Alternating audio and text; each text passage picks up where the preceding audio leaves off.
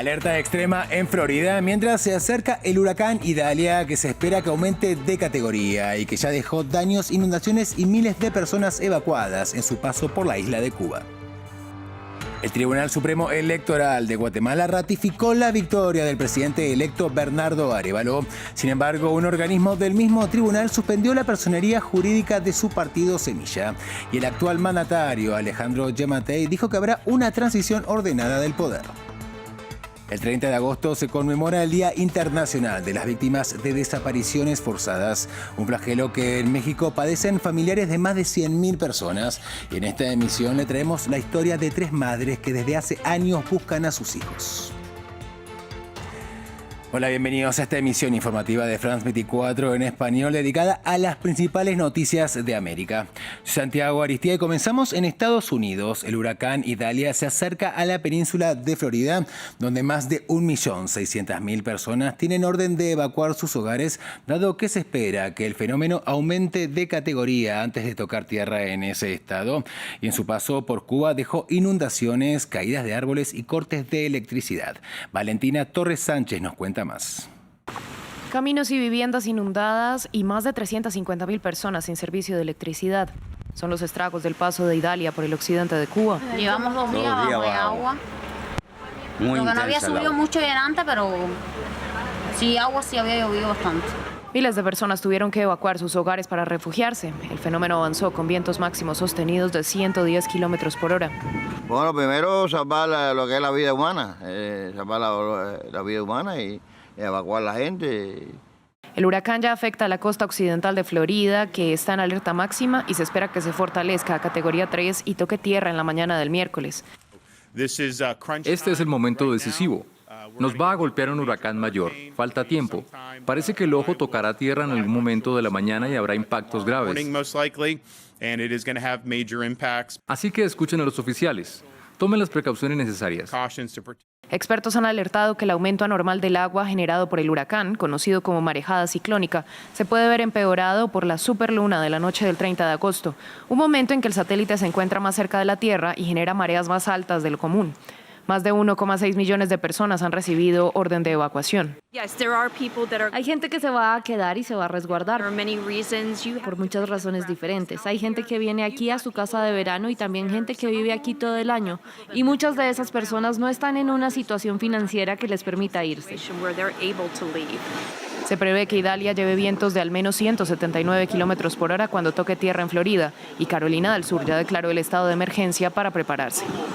Y el presidente de Estados Unidos, Joe Biden, recibió en la Casa Blanca a su homólogo de Costa Rica, Rodrigo Chávez. El encuentro tuvo entre sus principales temas de agenda a la migración y las formas de fortalecer un acuerdo sobre posibles vías legales para gestionar el creciente número de migrantes centroamericanos que llegan a Estados Unidos.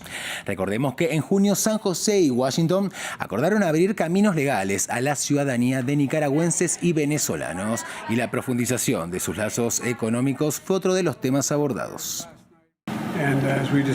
Mientras discutimos nuestro trabajo a través de la Alianza de las Américas para la Prosperidad Económica, ayudaremos a hacer crecer nuestras economías de abajo hacia arriba y de la mitad hacia afuera, no solo de arriba hacia abajo.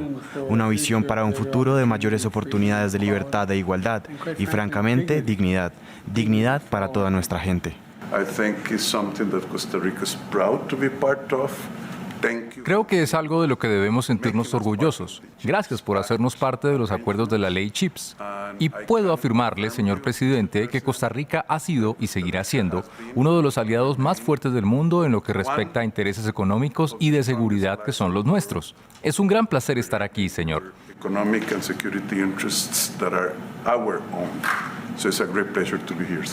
El 30 de agosto se conmemora el Día Internacional de las Víctimas de Desapariciones Forzadas, un flagelo que en México padecen familiares de más de 100.000 personas. Allí son muchísimas las madres que buscan a sus hijos y no consiguen respuestas. Nuestro corresponsal, Mario Carbonell, nos trae las historias de 3 madres que buscan desde hace años a sus hijos en el estado de México y en el de Morelos. Llevo otras playeras para otras compañeras por si no tienen, se las pongan. Hace más de 8 años que Laura Curiel busca a su hija Daniela, desaparecida en un contexto de violencia intrafamiliar en el Estado de México. Este día se prepara para una brigada de volanteo junto con compañeras del colectivo Mariposas en el marco del Día Internacional de los Desaparecidos. Su lucha es incansable pese a la burocracia institucional. La realidad es que las autoridades, su trabajo es cansarnos.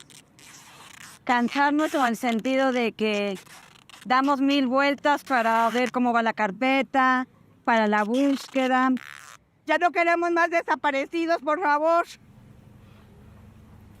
Rosa Isela, madre de Cristian, también desaparecido, se unió al colectivo que fundó Laura ante la falta de atención de las autoridades. La declaración de un detenido en el caso de su hijo llevó al hallazgo de un cuerpo. Hoy espera resultados de la confronta genética. Les imploré, me les hinqué, les lloré. De hecho, estaba hablando una persona que había visto qué es lo que había sucedido, un testigo, y ni así me hicieron caso. No hicieron búsqueda en vida. A 160 kilómetros en el estado de Morelos, Elvia vive una situación similar. Sin indicios sobre el paradero de su hijo Edgar, decidió participar en una toma de muestras genéticas en la Comisión Nacional de Búsqueda. Voy a tallar de un lado, luego del otro. Elvia sabe que se enfrenta a un posible escenario fatal. No quisiera yo una noticia así, pero pues también, por una parte,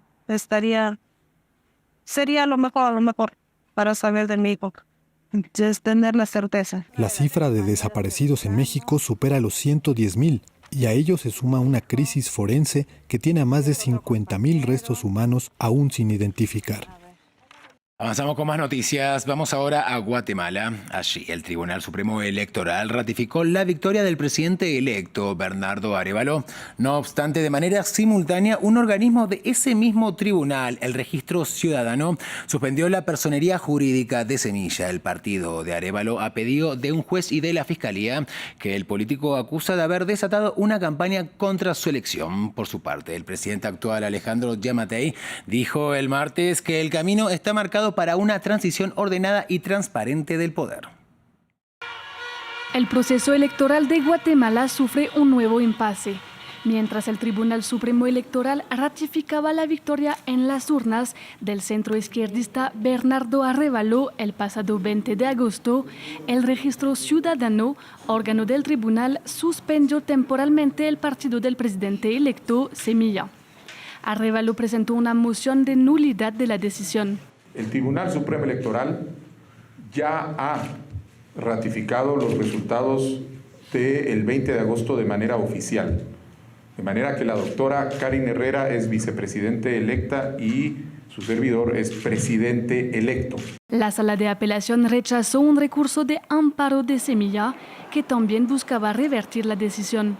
Arévalo viene denunciando una persecución encabezada por el fiscal Rafael Curuchiche y el juez Freddy Orellana, quienes, alegando un supuesto caso de recolección de firmas falsas, han intentado ilegalizar a Semilla, proyecto político que ha prometido una lucha frontal contra la corrupción que permea a todas las esferas en Guatemala. Los dos funcionarios están en la lista Engel de Estados Unidos, que sanciona actores corruptos y antidemocráticos. La OEA, entre otras instancias internacionales, criticó la suspensión como una interpretación abusiva de la ley.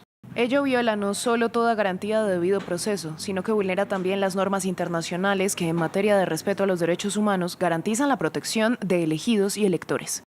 Con este nuevo capítulo, aumenta la incertidumbre con la que Guatemala y la región aguardan el desenlace de un proceso que debería dar como resultado la toma de posesión del binomio presidencial de Bernardo Arévalo y Karin Herrera el próximo 14 de enero.